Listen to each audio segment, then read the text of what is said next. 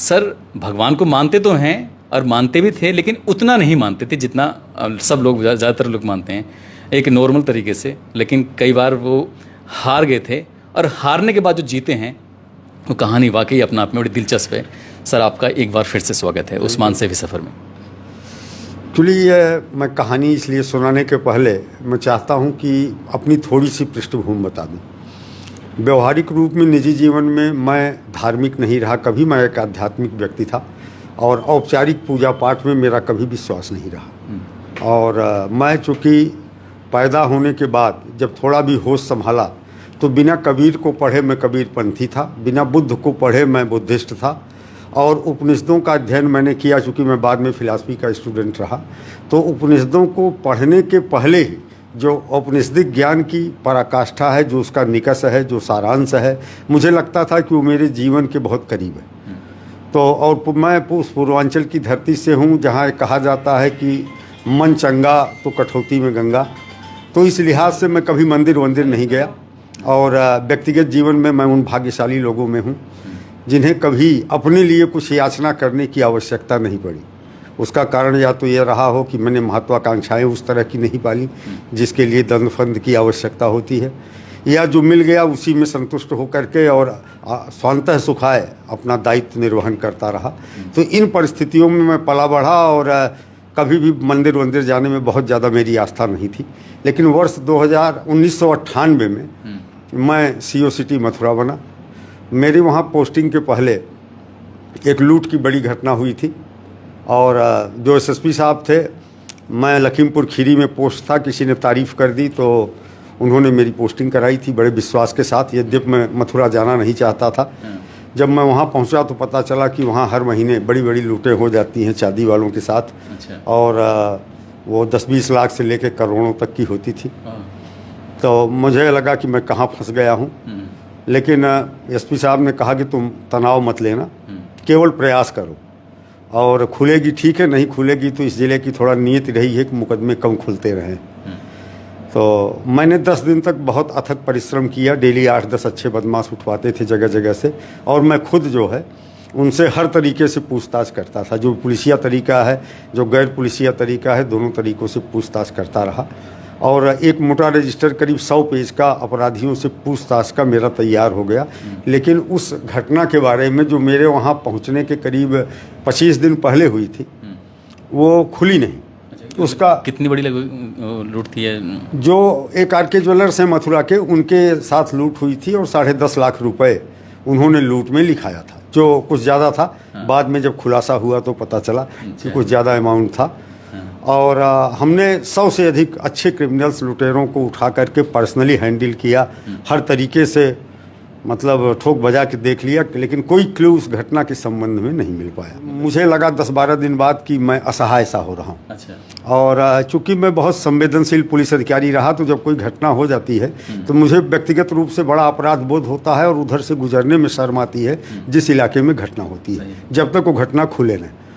तो धीरे धीरे मुझे बड़ी उम्मीद थी और मैं अपने को बड़ा भाग्यशाली मानता था, क्योंकि जहाँ जहाँ मैंने नौकरी की थी लोगों का बड़ा स्नेह मिला था और लोग सोचते थे कि कोई जादू की छड़ी हमारे पास है और मैं घटनाएं खोल देता हूँ। लेकिन मैं बिल्कुल असहाय हो गया और मुझे मथुरा गए हुए 10 दिन हुए थे। मैं एक होटल में तब तक रुका था क्योंकि आवास खाली नहीं हुआ था। एक दिन रात को 1:30 बजे के आसपास गश्त में मैं द्वारिकाधीश मंदिर के सामने से निकल रहा था और चूँकि मैं मंदिर वंदिर जाता नहीं था तो वहाँ भी नहीं गया था। लेकिन उस दिन पता नहीं क्या हुआ, एकाएक जैसे मैंने मंदिर देखा, मैंने ड्राइवर से कहा गाड़ी रोको। मंदिर बंद था, कपाट बंद थे, गाड़ी आगे बढ़ गई थी, बैक हुई। हमने कहा गेट के सामने खड़े करो। मैंने जिप्सी का गेट खोला और द्वारिकाधीश मंदिर की ओर मैंने नज़र घुमाई और बहुत अशिष्ट शब्दों में मैंने एक चुनौती देते हुए भगवान श्री कृष्ण से कहा कि भगवान, जब आप मनुष्य रहे तो आप जानते ही हो कैसे थे, नटवर लाल थे, और जब आप देवता बन गए तो देश में सेल टैक्स की चोरी करने वाले, इनकम टैक्स की चोरी करने वाले, बड़े बड़े नंबर 2 के काम करने वाले लोग करोड़ लाखों की संख्या में आते हैं, आपका दर्शन करते हैं। मैं 3 दिन रहूं या 3 साल, अगर 24 घंटे में हमारी ये लूट न खुली तो आप मेरे दर्शन से वंचित रह जाओगे। और केवल वही नंबर 2 के लोग आपका दर्शन करते रहेंगे और आप उनके दर्शन करते रहना। एक फ्रस्ट्रेटेड आदमी के फ्रस्ट्रेशन की पराकाष्ठा कह लीजिए शब्दों में थी, या अचेतन में आस्था की पराकाष्ठा भी रही होगी। मैं भी बिल्कुल असहाय सा था। मुझे लग रहा था कि सारे जितने भी अननोन क्रिमिनल्स थे वो सब उठ गए और कहीं कोई क्लू नहीं निकला। जो इंस्पेक्टर्स था वो हैबिचुअल था, उसे पता था कि मथुरा में हर महीने 1-2 लूट होती है और कुछ दिन बाद लोग भूल जाते हैं। बाद में अर्जी फर्जी दाएं बाएं जैसे भी है खुल जाती थी और बिना रिकवरी के केस समाप्त हो जाता रहा होगा। तो इंस्पेक्टर मुझसे कहता था कि सर आप इतना परेशान क्यों हैं, केस खुलना होगा तो खुल जाएगा, नहीं खुलना होगा तो बहुत से मुकदमे हैं यहाँ नहीं खुले। तो मुझे लगा कि लेकिन मैं चूँकि दिल से काम करता हूँ और दिमाग से कम करता हूँ, मुझे अपराध बोध होता है घटना हो जाने पे, या लोगों से नज़र मिलाने में शर्म आती है जब तक घटना खुल नहीं जाती। और शुरुआती दौर था, तब तक कोई पहचान भी नहीं थी उस जनपद में। तो इस तरह से आप मेरी उस मनोदशा को समझिए। और उसी मनोदशा में मैंने बहुत गलत तरीके से, वो शब्द अच्छे नहीं थे, मैं उन्हें पब्लिकली नहीं कह सकता हूँ, तो जितना कुछ मैंने कहा, इसके बाद मैं जिप्सी में बैठा, बिना हाथ जोड़े वहाँ से निकल गया और 2:30-3 बजे तक गश्त करता था। फिर अपने होटल पहुँचा, सोया, और प्रतिदिन मैं 8-10 बदमाश उठवाता था। टीमें मैंने बना रखी थी। और अगले दिन बिरला मंदिर एक चौकी है जो गोविंद नगर और वृंदावन के बीच में, तो वहाँ 7-8 कमरे थे, तो वहाँ बदमाशों को रखा जाता था और मैं 10 बजे पहुँच के उनसे पूछताछ शुरू करता था। तो 3-4 घंटे लगातार मैं ये पूछताछ करता था। ये लगभग 10 दिनों से प्रक्रम चल रहा था। तो उस दिन भी 5-7 बदमाश वहाँ रखे गए थे, मैं उनसे पूछताछ कर रहा था। तो सेठ से सूचना आई, उस ज़माने में मोबाइल नहीं होते थे। सेठ से सूचना आई कि साहब आप अर्जेंट एसएसपी साहब के बंगले पे बात कर लीजिए। तो सामने एक गायत्री प्रेस की पुस्तक की दुकान थी, उसी में पीसीओ भी था।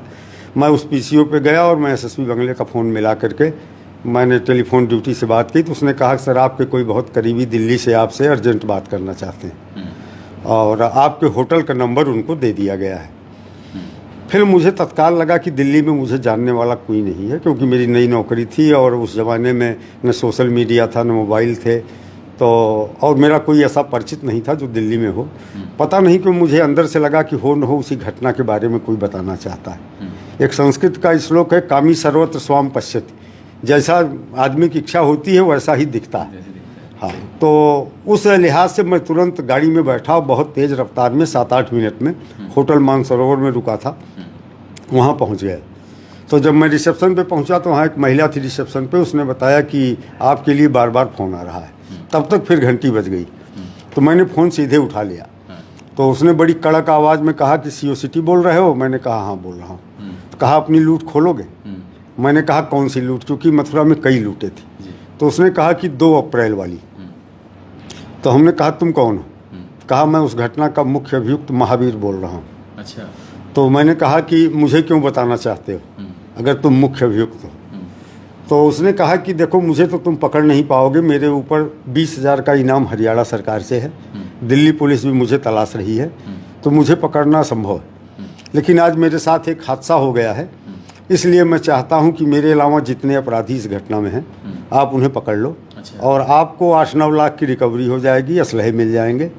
और मैंने करीब 3 महीने पहले गुड़गांव से किसी डॉक्टर अरोड़ा का अपहरण किया था, तो 30 लाख लेकर के मैंने अरोड़ा को छोड़ दिया था, लेकिन उनकी होंडा सिटी कार रख ली थी। उसमें मैं एक अलग नंबर प्लेट डाल के चला रहा था। और आज सुबह करीब 6 बजे के आसपास मेरे दोस्त जो थे घटना में साथी, वो मेरे घर आए। और अब तक की घटनाओं में 50% मैं लेता था, 50% में शेष पूरी टीम लेती थी। तो इस मथुरा वाली लूट में भी मैंने 50% लिया था। तो उसने कहा बड़े टेढ़ी आवाज़ में, जैसे अपराधी बोलते हैं, कि बनिया ने कितना लिखाया? हमने कहा कि 10.5 लाख लिखाया। तो उसने कहा कि नहीं, वो इनकम टैक्स के चक्कर होगा, वो लूट 13.5 लाख की थी। क्या पता, बड़ा ईमानदार। हाँ, तो उसने कहा कि मैं पहले जो है वो 6.5 लाख रुपए ले आया था। अच्छा। आज सुबह मेरे साथी आए, मेरे साथ मारपीट किए और मुझे 1/6 दे करके शेष पैसा छीन के ले गए और वो होंडा सिटी कार भी ले गए। तो अगर मैं पता बता रहा हूँ, आप दबिश दो, वो मिल जाएंगे केस वो जो गुड़गांव वाला केस है डॉक्टर अरोड़ा वाला, वो भी उन पे खोल देना, उसकी गाड़ी की रिकवरी उनसे दिखा देना। अच्छा। तो हमने उससे एड्रेस पूछा तो बताया कि ओल्ड जेनू कैंपस के पीछे दिल्ली में बेरसराय नाम का गांव है, जहां एक जट्टो नाम की महिला रहती हैं। उनके 4 फ्लैट हैं। फ्लैट नंबर 2 में एक एसपीजी का कमांडो है अरविंद संधू, जो पीएम सिक्योरिटी में है, वो भी इस लूट में था। अच्छा। वो रहता है और उसी के यहाँ ये सब रात को मिलेंगे। और मैंने कहा है कि पकड़वाऊंगा तो ये आज तो मिल जाएंगे, इसके बाद सब तितर बितर हो जाएंगे, फिर मिल नहीं पाएंगे। अच्छा। और पता नहीं क्यों मुझे लगा कि बिल्कुल सही बता रहा है, और मुझे लगा कि ये कृष्ण भगवान का, द्वारिकाधीश का कुछ चमत्कार है। वो जो चेतावनी दी थी उसे कितनी देर हो गई थी दी हुई? मुश्किल से उसके बाद 12-14 घंटे हुए थे, जल्दी और कम हुए थे, क्योंकि 10:30 बजे के आसपास तो उसने मुझे बता दिया, और रात को 1:30 बजे के आसपास की। भगवान भी डरते हैं क्या इंसानों से? हो सकता है भक्तों से डरते हों। तो फिर इसके बाद मैंने एसएसपी साहब को बताया और फोर्स लिया, और उस व्यापारी को भी साथ में लिया, ताकि जो रिकवरी हो उसकी आंख के सामने हो, और एक पुलिस के प्रति विश्वास पैदा हो कि जितनी रिकवरी हुई उतनी दिखाई गई। तो फिर हम लोग दिल्ली जो है शाम को 4 बजे तक पहुंच गए। लोकेशन को लोकेट किया, लोकल पुलिस की एक चौकी थी, वहाँ संपर्क किए। तो वहाँ एक दीवान जी थे, उन्होंने कहा कि साहब आप 10:30 बजे रात आना, हम चल के पकड़वा देंगे। रात को 10:30 बजे हम लोग गए तो अंदर बैठ करके वो क्रिमिनल शराब पी रहे थे, और नाक करते ही उन्होंने दरवाज़ा खोला। उन्हें शक नहीं था कि पुलिस होगी, और फिर हम लोगों ने घेर लिया। 9,80,000 रुपये, एक रिवॉल्वर, एक पिस्टल, और होंडा सिटी कार, और 5 अभियुक्त वहाँ से मिले। और फिर मैं अगले दिन द्वारिकाधीश मंदिर गया। मैंने कहा कि प्रभु आपको ऐसी नटवर लाल नहीं कहा जाता, और व्यक्तिगत रूप से माने मूर्ति पूजा में आस्था न होने के बावजूद आपकी इस शक्तिपीठ में जो ऊर्जा है, मैं उसको हृदय से स्वीकार करता हूँ। और मैं जब जब इधर गुजरूंगा या आऊँगा तो भले मैं दुनिया के किसी मंदिर न जाऊं, लेकिन यहाँ मत्था जरूर टेकूंगा। क्या बात। और उसके बाद अभी भी आज तक मैं लगभग 16-17 साल बनारस में रहा सेवा में। 5 साल सीओ सिटी रहा, 1.5 साल एसपी सिटी रहा, 2.5 साल एसटीएफ में रहा, 3-3.5 साल एटीएस में रहा, चंदौली रहा। मैंने करोड़ों लोगों के बाबा विश्वनाथ के दर्शन कराए, क्योंकि क्षेत्राधिकारी पुलिस अफसर जिम्मेदारी थी, लेकिन मैं बहुत दर्शन किया नहीं।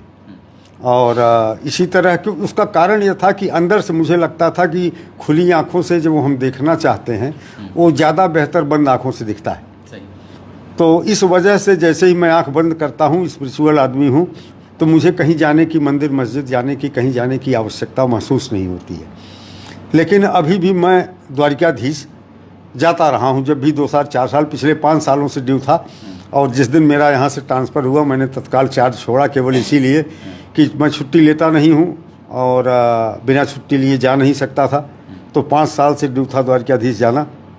मैंने तत्काल पदभार छोड़ने के बाद सीधे गाड़ी लिया, पत्नी के साथ लिया, और पहुँचा। पहले द्वारिकाधीश के दर्शन किए, और बिल्कुल आप समझिए कि मैं भावुक हो गया था वहाँ दर्शन करने के दौरान। और इस तरह से एक जीवन का ये अद्भुत है, जहाँ माने सब कुछ फेल हो जाता है, वहाँ अतीन्द्रिय सत्ताएँ कई बार हमारा मार्गदर्शन करती है। वो जो हमारी उपनिषदिक उक्ति है कि यतो वाचो निवर्तन्ते अप्राप्य मनसा सह, जहाँ से मन बुद्धि वाणी असहाय होकर लौट आती है, वो परम तत्व वहाँ है। तो इस फीलिंग का मैं था, और मुझे वो लगा। और मैं इसी के आगे थोड़ा सा जोड़ना चाहता हूँ कि मैं भाग्यशाली रहा, जैसा कि मैंने कहा कि मुझे कभी ज़रूरत नहीं पड़ी कि मैं कोई दैवी याचना करूं। जीवन में हमने दुख नहीं देखे, जो मिला उसी में मस्त हो जाना, खुश हो जाना। और सौभाग्यशाली रहा कि कभी कुछ ऐसा आया नहीं, न स्वास्थ्य को लेकर के और न ही कुछ पारिवारिक समस्या को लेके, जब मुझे कहीं जा कर के याचना करने की आवश्यकता महसूस हुई हो। लेकिन कई बार पुलिस की नौकरी में ऐसे अवसर आए जब मुझे द्वारिकाधीश की आवश्यकता महसूस हुई।